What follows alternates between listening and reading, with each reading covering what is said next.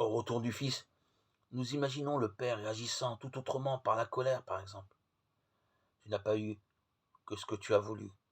Tandis que devant l'injure du départ, la double injure de la rupture et de l'exigence du partage, devant tant de ressources perdues, il a dévoré ton bien avec des femmes. Le fils aîné proteste et dans sa colère refuse de rentrer dans la maison.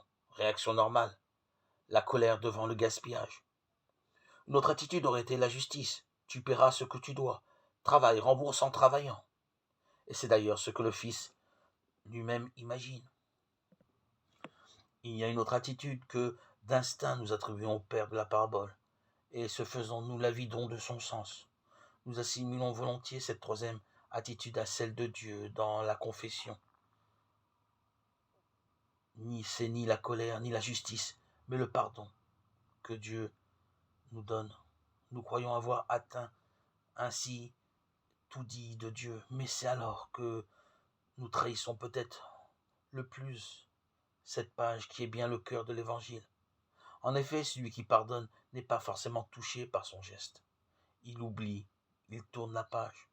Bon, n'en parlons plus.